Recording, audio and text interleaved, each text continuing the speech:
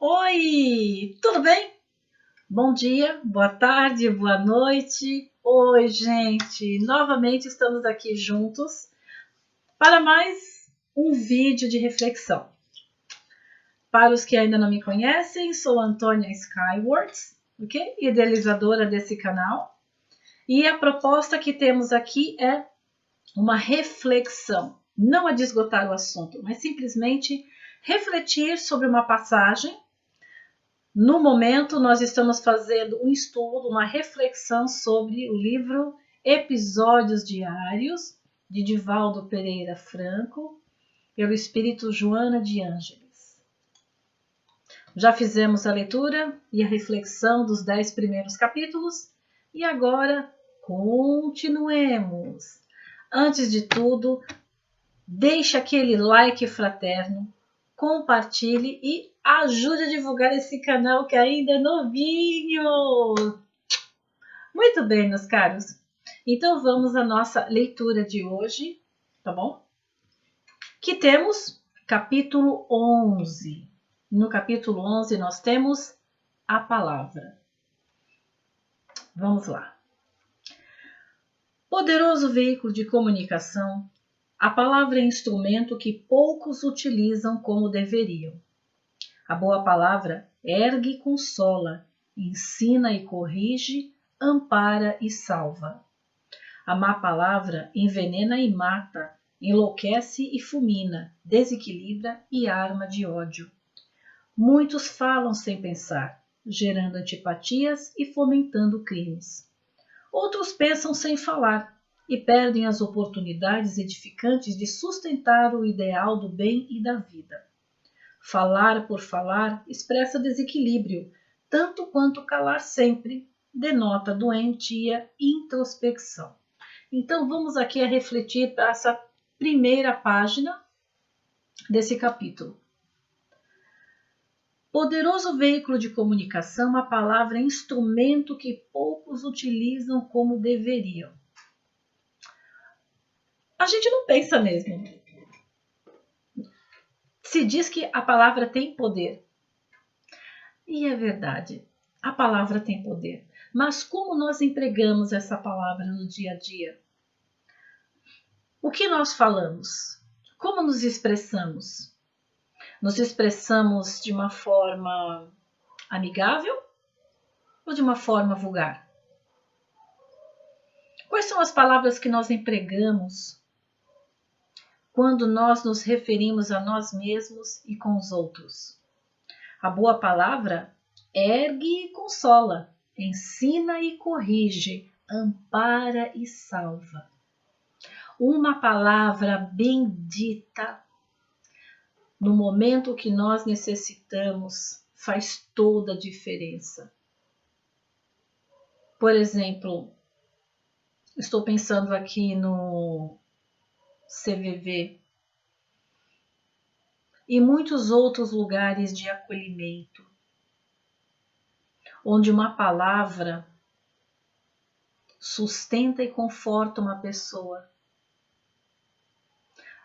Muitas vezes uma pessoa perto de cometer uma loucura irrevogável, ela suspende o que ia fazer devido a ouvir uma boa palavra. Quando nós perdemos um ente querido, como é bom e confortador ouvirmos uma palavra amiga, fraterna e acolhedora. E como nos fere quando muitas vezes esperamos de determinada pessoa que nos acolha com uma palavra amiga e dela só temos o silêncio. A má palavra envenena e mata, enlouquece e fulmina, desequilibra e arma de ódio. Quantas contendas, quantas misérias, quantos desastres se dão por uma má palavra, por coisas ditas sem pensar, no auge da raiva, no auge do ódio, da frustração. Quantas coisas maléficas nós dizemos contra nós mesmos, contra o outro, contra a vida. Uma má palavra, ela realmente enlouquece. Ela envenena a alma. Ela torna a nossa mente puro lodo. Palavras de ódio, palavras vulgares. Aliás, falando nisso, o que muito vemos são as pessoas se expressando de uma forma muito vulgar. Palavrão virou vírgula. Não que tenhamos uma boca santa, mas quando nós notamos, principalmente os mais jovens, como se expressam, é assustador. Mas entendemos que isso é uma questão de educação e de autoeducação. Muitos falam sem pensar, gerando antipatias e fomentando crimes.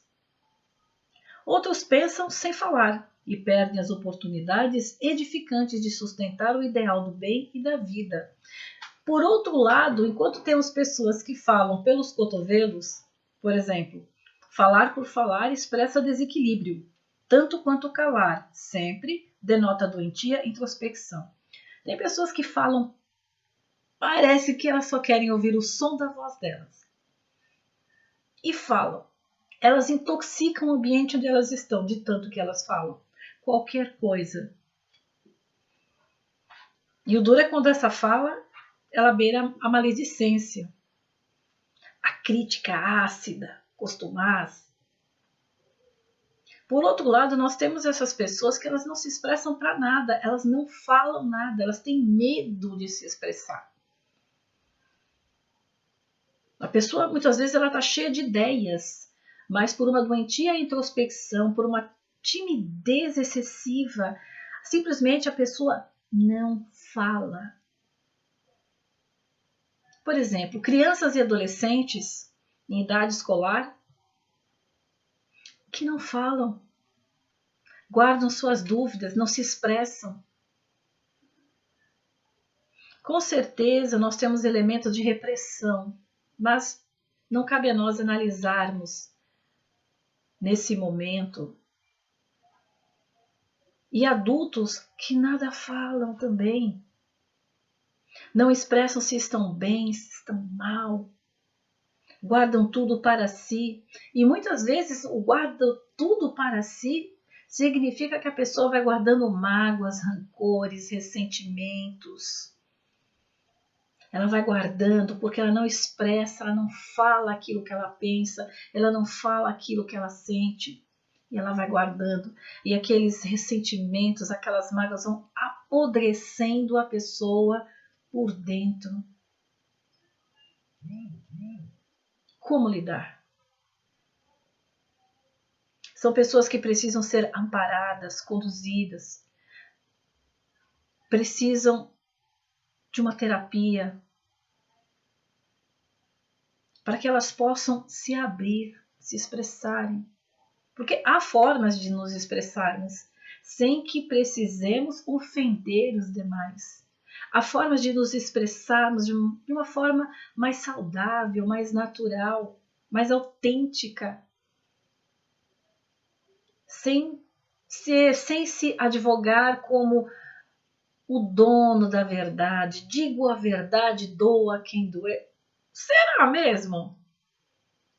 Ou isso é simplesmente falta de educação? A gente ouve muito isso. Eu falo sempre o que penso. Doa quem doer. O que eu tenho para falar eu falo na cara.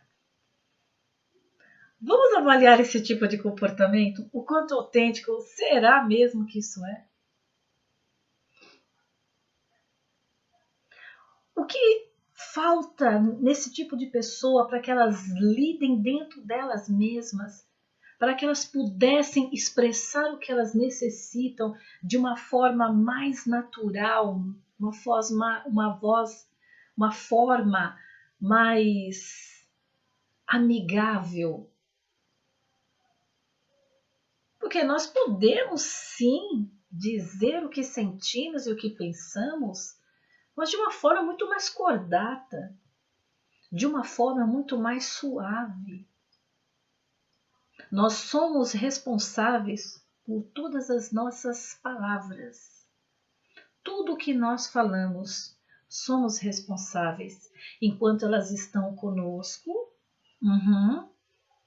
Quando nós expressamos, nós estamos plantando.